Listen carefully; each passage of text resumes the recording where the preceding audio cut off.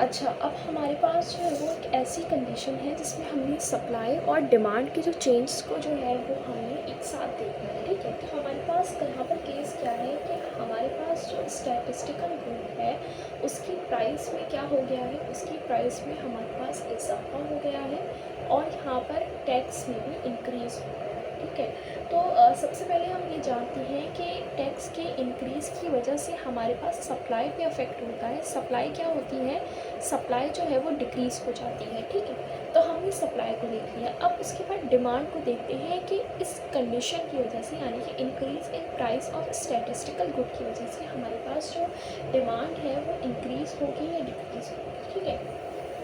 Statistical good क्या होता है, स्टैटिस्टिकल गुड जो है वो हमारे पास वो एक न्यूमेरिकल डेटा है हमारे पास। सबसे पहले तो इसके नाम से हमें अंदाज़ा हो रहा है कि स्टैटिस्टिक्स इसमें इन्वॉल्व होगी, यानी कि कोई एक ऐसी डेटा या इंफॉर्मेशन होगा जो कि हमारे पास जो है वो ज़रूरी होगा, जिसको हम ये कह सकते हैं कि वो हमारे पास ज़रूरी होगा किसी भी चीज़ को प्रोड्यूस करने के लिए। फॉर एग्ज़ाम्पल, अगर मैं कोई चीज़ प्रोड्यूस करना चाह रही हूँ, फॉर एग्ज़ाम्पल मैं एक ऐसा प्रोडक्ट इंट्रोड्यूस करने जा रही हूँ जो कि मतलब कि मुझे ऐसा लगता है कि होना चाहिए, ठीक है। लेकिन अब मैं कह रही हूँ कि वो मेरे को जो लग रहा है उसके बिना पर तो मैं उसको लॉन्च नहीं कर सकती हूँ, ठीक है। मैं एक ओवरव्यू लूँगी कि जो हमारे पास सोसाइटी है, हमारे पास जो दुनिया में लोग हैं, उनको उस प्रोडक्ट की कितनी नीड है। तो हम वो जो एक इंफॉर्मेशन है या वो जो डेटा है वो जो मुझे बता रही होगी कि मेरे प्रोडक्ट की जो है वो मार्केट में कितनी वैल्यू है या कितनी डिमांड है, तो वो मेरे पास क्या कहलाएगा, वो मेरा स्टैटिस्टिकल गुड कहलाएगा। अब मैं कह रही हूँ वो स्टैटिस्टिकल जो गुड है उसकी प्राइस क्या हो गई है, वो इंक्रीज़ हो गई है। लेकिन उसकी प्राइस इंक्रीज़ होने पर जो है मेरी डिमांड भी इंक्रीज़ ही होगी। क्यों? क्योंकि उस स्टैटिस्टिकल गुड की वजह से मेरी जो मतलब कि मेरी जो मैं कहूँगी कि मेरी जो प्रोडक्शन है उसमें ग्रोथ आएगी, मुझे ऐसा लगता है। तो मैं उसकी डिमांड भी इंक्रीज़ करूँगी, यानी कि उसके प्राइस के इंक्रीज़ होने की वजह से उसकी डिमांड में कमी नहीं आएगी बल्कि इजाफा ही आएगा, क्योंकि एक तो ज़रूरी चीज़ है जो कि किसी भी फर्म या प्रोडक्शन या किसी भी जगह जो है वो मतलब कि काम करवाने के लिए, किसी भी चीज़ को रन करवाने के लिए बहुत ज़रूरी डेटा है जो चाहिए ही चाहिए, ठीक है। तो उसकी डिमांड जो है वो क्या हो रही है, डिमांड इंक्रीज़ हो रही है।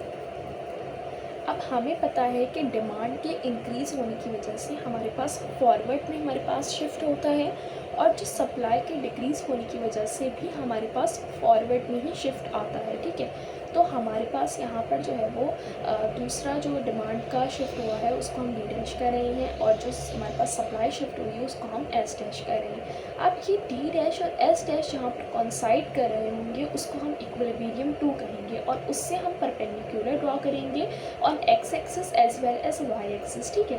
तो अब हमारे पास जो क्वांटिटी और जो प्राइस आ रही होगी वो हमारे पास आ रही होगी कि फॉर एग्ज़ाम्पल क्वांटिटी, जाहिर सी बात है। अब क्या बोलते हैं, मेरे पास जो है वो, वैसे तो मैं कह रही हूँ कि मेरे पास जो है वो सप्लाई जो है वो डिक्रीज़ हो रही है, ठीक है। तो अगर यहाँ पर गौर से देखा जाए तो वैसे तो सप्लाई के डिक्रीज़ होने पर हम ये कहते थे कि क्वांटिटी भी डिक्रीज़ होगी, जाहिर सी बात है। लेकिन यहाँ पर जो है वो डिमांड भी तो इंक्रीज़ हो रही है ना, ठीक है। तो यहाँ पर क्या हो रहा है, यहाँ पर जो है वो हमारे पास क्वांटिटी इंक्रीज़ तो हो रही है, लेकिन जो क्वांटिटी का इंक्रीज़ है वो बहुत थोड़ा है। क्यों थोड़ा है? क्योंकि सप्लाई भी तो डिक्रीज़ हो रही है, ठीक है। लेकिन यहाँ पर जो है वो प्राइस बहुत ज़्यादा इंक्रीज़ हो रही है। किसकी वजह से? क्योंकि एक तो देखो टैक्स भी इंक्रीज़ हो रहा है, ठीक है, और ऊपर से जो मुझे रिक्वायरमेंट है जिस गुड की, स्टैटिस्टिकल गुड की, उसकी प्राइस में भी तो इजाफा हो रहा है। तो मैं उन दोनों चीज़ों पे जो मैं इन्वेस्टमेंट कर रही हूँ उसको कवर अप करने के लिए मुझे कहीं न कहीं तो मुझे प्राइस बढ़ानी होगी। तो मैंने क्या किया, मैंने अपने प्रोडक्ट की जो है वो प्राइस को बहुत ज़्यादा इंक्रीज़ कर दिया है, लेकिन क्वांटिटी इतनी ज़्यादा इंक्रीज़ नहीं करी है, ठीक है। सप्लाई में इतनी ज़्यादा इंक्रीज़ नहीं कर पाई हूँ टैक्स की वजह से, बहुत थोड़ी क्वांटिटी को इजाफा, मैंने बहुत थोड़ी इजाफा किया है क्वांटिटी में, ठीक है। अच्छा, उसके बाद हम कुछ एग्ज़ाम्पल्स देखते हैं जिसमें हमें इसने करवाया था। हम इसको जो है वो डायरेक्ट देख लेते हैं। फॉर एग्ज़ाम्पल हम सबसे पहले इस वाले एग्ज़ाम्पल को देखते हैं।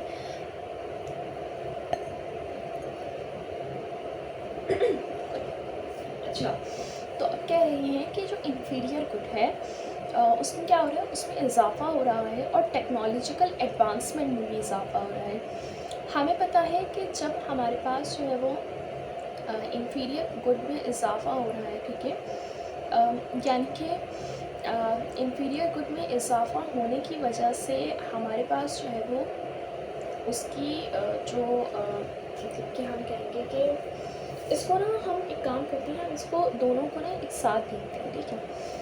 फॉर एग्ज़ाम्पल मैं कह रही हूँ कि टेक्नोलॉजिकल एडवांसमेंट में इजाफ़ा हो रहा है। अब किसी भी चीज़ की टेक्नोलॉजिकल एडवांसमेंट में अगर इजाफ़ा होगा तो यानी कि मतलब कि फॉर एग्ज़ाम्पल मैं किसी मैं प्रोडक्ट मैं बनाती हूँ, ठीक है, और मुझे पहले जो है वो उस प्रोडक्ट को बनाने के लिए मेरे पास इतनी जो है वो टेक्नोलॉजिकल एडवांसमेंट नहीं थी, ठीक है। तो उसकी सप्लाई जो है वो पहले मेरी कंपनी जो है वो या मेरी प्रोडक्शन जो है वो बहुत कम देती थी, ठीक है। लेकिन अब मेरे पास वो टेक्नोलॉजिकल एडवांसमेंट आ गई है जिससे मैं कम से कम टाइम को यूटिलाइज़ करके मैं ज़्यादा से ज़्यादा सप्लाई जो है वो प्रोवाइड कर सकती हूँ मार्केट में, ठीक है। तो इंक्रीज़ इन टेक्नोलॉजिकल एडवांसमेंट की वजह से मेरे पास क्या हुआ, मेरे पास सप्लाई में क्या आ गया, मेरे पास सप्लाई में जो है वो इंक्रीज़ आ गया, ठीक है। अब हमने कहा था कि हमारे पास इन्फीरियर गुड जो है वो इंक्रीज़ कर रहा है, ठीक है।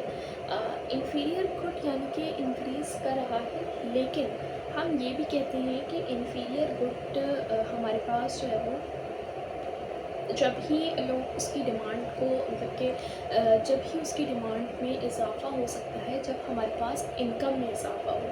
तो अगर यहाँ पर हमारे पास लिखा होता कि हमारे पास जो है वो इनकम में इजाफ़ा हो रहा है तो हम कहते हैं कि डिमांड भी बढ़ रही है ऑफ इन्फीरियर गुड की, ठीक है।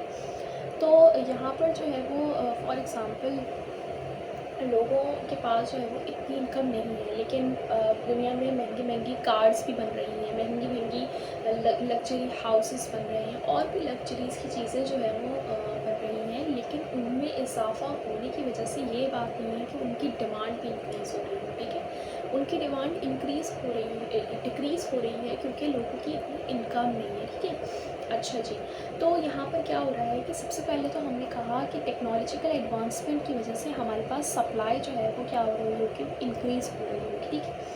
तो नॉर्मली हम सबसे पहले एक ग्राफ देखते हैं, अभी इस वाली चीज़ को हम नहीं देखते, ठीक है। तो सबसे पहले हम देखते हैं तो यहाँ पर क्या हो रहा है कि सप्लाई इंक्रीज़ हो रही है, तो हमें पता है सप्लाई के इंक्रीज़ करने पर हमारे पास कहाँ बैकवर्ड शिफ्ट आएगा, और डिमांड के डिक्रीज़ करने पर भी हमारे पास क्या आएगा, बैकवर्ड शिफ्ट आएगा, ठीक है। अब ये दोनों शिफ्ट आ तो रहे हैं, ठीक है, और इक्विलिब्रियम और जो क्वांटिटी है वो हमारे पास जो है वो भी प्राइस जो है वो भी शिफ्ट हो रहे हैं हमारे पास। लेकिन अब ये जो शिफ्ट है ना हमारे पास 3 तरीक़ों से आ सकता है, ठीक है। हमें पता है कि सप्लाई में जो है वो इंक्रीज़ तो आ रहा है और डिमांड में जो है वो डिक्रीज़ भी आ रहा है, लेकिन सबसे पहली कंडीशन क्या हो सकती है कि सप्लाई का जो इंक्रीज़ है और जो डिमांड का डिक्रीज़ है वो बराबर से आ रहा है, ठीक है। यानी कि जितना डिमांड में डिक्रीज़ आ रहा है उतना ही सप्लाई में इंक्रीज़ आ रहा हो, यानी कि जितना हमारे पास जो है वो ग्राफ बैकवर्ड यहाँ सप्लाई का जो लाइन है वो जितनी बैकवर्ड शिफ्ट कर रही होगी उतनी ही लाइन जो है वो हमारे पास जो है डिमांड की बैकवर्ड शिफ्ट करेगी। यहाँ पर मैंने एक पॉइंट लिखा हुआ है कि गौर से देखा जाए तो कि in this shift must be majorly increase, यानी कि हमारे पास हम जो यहाँ पर शिफ्टिंग करने के लिए हम जो लाइन यहाँ पर ड्रॉ करेंगे ना तो वो हमारे पास जो है ना हमें मेजर करके ड्रॉ करनी पड़ेगी। किस तरह से मेजर करके ड्रॉ करनी पड़ेगी इसको हम यहाँ पर देख लेते हैं कि फॉर एग्ज़ाम्पल मेरे पास ये ग्राफ है, ठीक है, और इसमें मेरे पास जो पहले वाली लाइन है वो मेरे पास ये है डिमांड और सप्लाई की, ठीक है। सप्लाई हो गया और डिमांड ठीक हो गया, लेकिन अब मैं कह रही हूँ कि जितना सप्लाई में इंक्रीज़ आ रहा है उतना ही डिमांड में डिक्रीज़ आ रहा है, यानी कि दोनों जो है वो बराबर से आ रहा है, इक्वली आ रहा है। यानी कि मैं जितना सप्लाई की लाइन को जो है वो बैकवर्ड, जितना डिस्टेंस पे बैकवर्डली ड्रॉ करूँगी उतने ही डिस्टेंस पे मुझे डिमांड की लाइन को ड्रॉ करना है। फॉर एग्ज़ाम्पल, मैं अगर सप्लाई की लाइन को मैं कह रही हूँ कि मैं इसको ड्रॉ करने जा रही हूँ, फॉर एग्ज़ाम्पल मैं 1 सेंटीमीटर की डिस्टेंस से इसको ड्रॉ करने जा रही हूँ, ठीक है, ठीक हो गया। तो मैं डिमांड की लाइन को भी 1 सेंटीमीटर पहली वाली लाइन से 1 सेंटीमीटर के डिस्टेंस पर ही ड्रॉ करूँगी, ठीक है। से ये हमारे पास डिमांड है, ये मेरे पास 100 है, तो मैं क्या कर रही हूँ इसको, मतलब कि जो हमारे पास जो शिफ्ट है वो बिल्कुल मतलब कि बराबर से आया है, ठीक है। अच्छा, सबसे पहले हमारे पास जो है वो यहाँ पर इक्विलिब्रियम आ रहा था, ठीक है। अब हमारे पास इक्विलिब्रियम कहाँ आ रहा है, सॉरी, ये हमारे पास सप्लाई की लाइन है, ये हमारे पास डिमांड की लाइन है, इक्विलिब्रियम यहाँ पर आ रहा था, ठीक है। तो हमारे पास अब जो इक्विलिब्रियम है, हमारे पास दूसरी डिमांड की लाइन ये है और सप्लाई की लाइन ये है हमारे पास। तो अब हमारे पास इक्विलिब्रियम यहाँ आ रहा है, ठीक है। अच्छा, वैसे जो है वो हमारे पास मतलब कि जो क्वांटिटी है, ठीक है, क्योंकि टेक्नोलॉजिकल एडवांसमेंट हमारे पास बढ़ रही है, ठीक है, तो क्वांटिटी भी हमारे पास बढ़नी चाहिए, ठीक है। यहाँ पर कुछ मेजरमेंट में मेरे से इशू हो गया होगा जिसकी वजह से क्वांटिटी जो है वो क्या हो रही है, वो जो है वो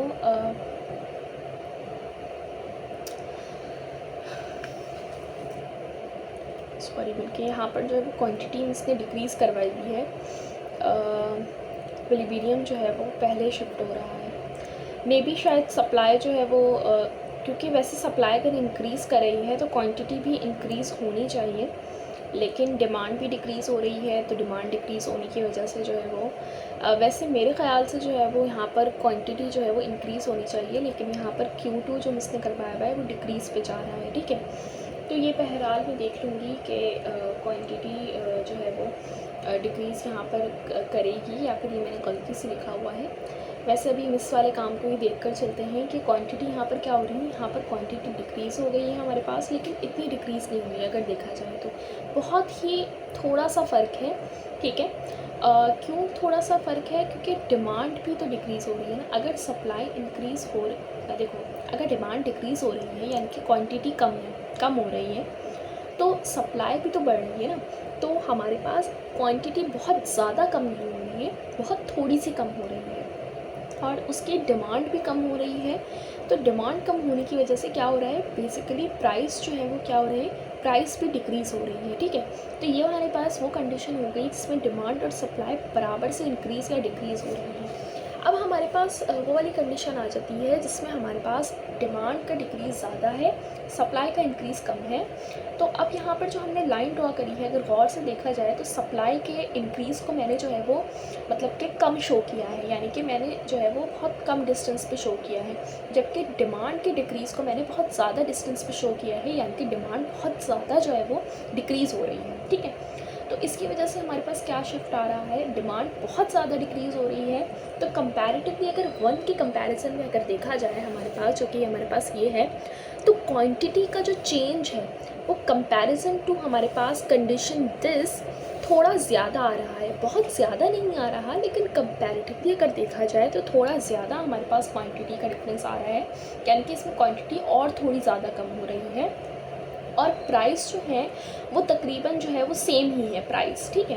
प्राइस में इतना कोई मेजर डिफरेंस नहीं आ रहा, ठीक है, सही है। तो प्राइस में हमारे पास तकरीबन सेम ही है, ठीक है। अच्छा, अब यहाँ पर हमारे पास थर्ड कंडीशन क्या है, थर्ड कंडीशन हमारे पास ये है कि अब जो सप्लाई का जो इंक्रीज़ है वो ज़्यादा है डिमांड के डिक्रीज़ से, ठीक है। तो मैंने यहाँ पर सप्लाई का इंक्रीज़ जो है वो मैंने काफ़ी ज़्यादा दूर यहाँ पर बनाया हुआ है, जिसको मैं दिखा रही हूँ कि सप्लाई का इंक्रीज़ ज़्यादा है और डिमांड का जो डिक्रीज़ है वो कम है। सप्लाई अब ज़्यादा है तो जाहिर सी बात है क्वांटिटी भी ज़्यादा होगी, और जब डिमांड जो है वो मतलब सप्लाई ज़्यादा हो रही है तो क्वांटिटी तो इंक्रीज़ होगी ही होगी, लेकिन डिमांड के थोड़े से कम होने पर क्या होगा, फ़ौरन से क्या करेगा, जो प्रोडक्शन है वो अपनी प्रोडक्ट की प्राइस को जो है वो डिक्रीज़ करेगा, ठीक है। वो अब जो डिक्रीज़ है जो प्राइस में वो ज़्यादा ही हो रहा है, क्यों, क्योंकि जाहिर सी बात है डिमांड कम डिक्रीज़ हो रही है, लेकिन जो डिमांड है वो डिक्रीज़ हो तो रही है ना, ठीक है। तो इसकी वजह से यहाँ पर मिस ने हमें कहा था कि हमने जो है वो, अगर मिस इस तरह की कंडीशंस दे देंगी और मिस कहेंगी कि फिर इन तीनों को आपस में कंपेयर करें, तो कंपैरिजन हम किस तरह से करेंगे? कंपैरिजन हम इस तरह से करेंगे, फॉर एग्जांपल अगर मिस कह रही हैं कि बी को कंपेयर करें ए के साथ, तो मैंने बी को और ए को कंपेयर भी करके दिखाया था आपको, कि मैंने कहा था कि यहाँ पर क्वांटिटी का डिफरेंस आ रहा है, लेकिन इतना ज़्यादा नहीं आ रहा, कम आ रहा है। क्यों?